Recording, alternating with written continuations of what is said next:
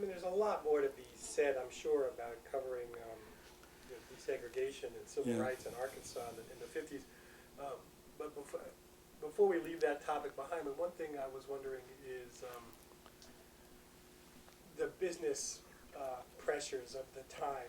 That if you were running stories Mm-hmm. that the business community was not in agreement with, that could hurt the paper financially.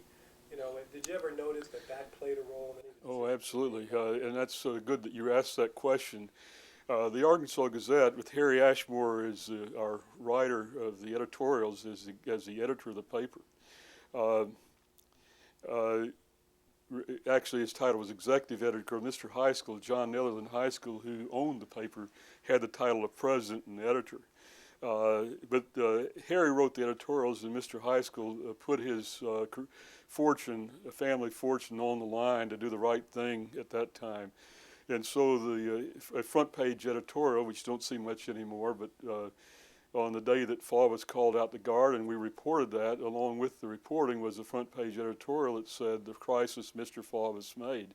And it was a marvel of logic, and certainly very prescient in saying what it said, something along the lines that the federal government is going to carry out its court orders no matter what the cost to this community. And absolutely that happened in the next 2 years.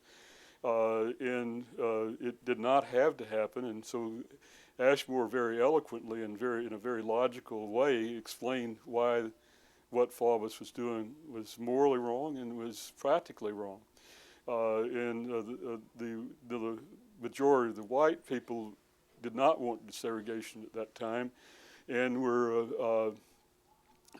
in sympathy with Faubus, and I think they would have accepted desegregation without very much of an argument at all. But if the governor of the state says that we can get out of this, which Faubus, of course, privately knew he couldn't, then they are encouraged to resist. And so our circulation, which had just hit 100,000 that summer, plummeted to 80,000 in 2 weeks. And I was always impressed and proud that I worked for a man who would be willing to take that, risk in the consequences of making a morally correct decision. Were there any overt threats from advertisers? Yes, and the Citizens Council, which we call the Klan in Suits, led the charge for the segregationist side, and what they declared us the public enemy, and they had bumper stickers, "Gazette ad too bad," and they threatened secondary boycott on anybody who advertised in the Gazette.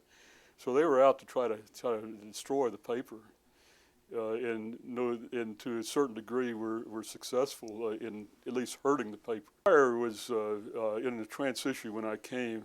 It had been run by Walter Annenberg for 30 years. His father, Mo Annenberg, rescued the paper in the Depression. But Mo was sent to prison in about 1940 for tax evasion.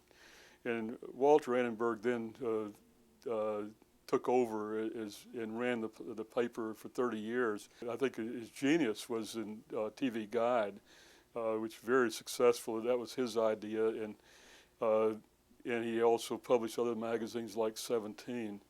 I don't think he paid enough attention to the Inquirer, and he certainly used the Inquirer as a political instrument. That he was involved in politics in Pennsylvania and nationally, and he used the Inquirer news coverage to serve those purposes.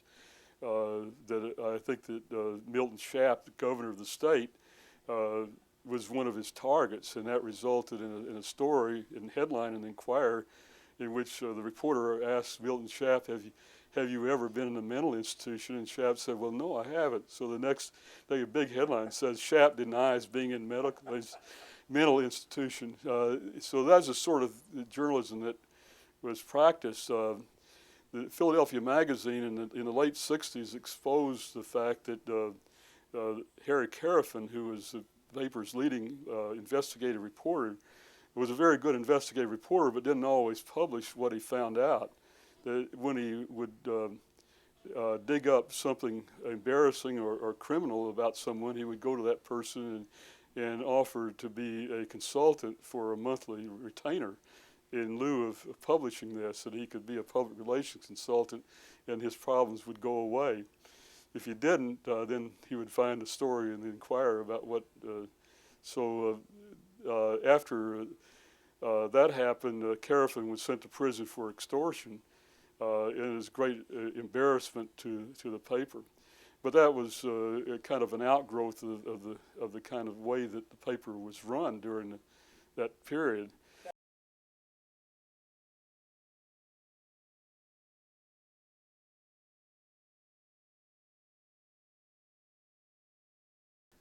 Yeah, I have a chapter in the book.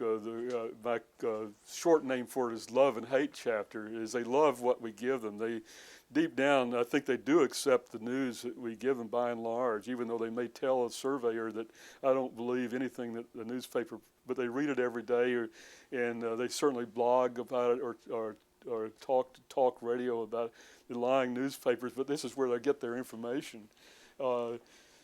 So I think that I can't really explain why there is this antipathy toward journalists. Certainly the Gallup poll, which rates the ethics, perception of ethics and the different perception, puts us about middle way, ahead of, say, of used car salesmen and congressmen, but well behind nurses and teachers. In my view, that we ought to be near the top because we have very good standards, which the public doesn't seem to know much about. And I think maybe we ought to do a better job of telling them what our standards are. But if Anthony Scalia, the Supreme Court justice, can go hunting with somebody who's then going to have a case before the United States Supreme Court, and he sees nothing wrong with it, well, we know if our reporter went hunting with somebody who's going to write a story about that it's very crucial that it be impartial and everything, that's wrong. That we have higher standards on conflict of interest than most judges do, and they have the ability to make rulings that have the ability, have the teeth of the law, and all we can do is try to tell the public what's going on. So I can't really explain this, but I think they do perceive that we're arrogant, and sometimes we give them ammunition for that. What I say is that what we should do in journalism is to always try to do the right thing, never deliberately make a decision that would justify this kind of criticism, but also recognize that we're not going to be popular. That we ought to be true to our code, true to our being accurate, fair, and recognize our responsibility to respect the audience and respond to their questions, but also recognize that sometimes we had to tell them that we were right and here's why we made the decision we did. So we either correct if we're wrong, if the public points out we're wrong, it's a correct and reform. But if we were right, and our rechecking of the story's facts shows that we had it right the first time, is to say this is the way we did it, and to explain our decisions. That's what we talk about being accountable that you and I teach in the classroom, is to respect the audience and tell the audience either what we got wrong and here's what's right, or we think we had it right and here's why we did it that way.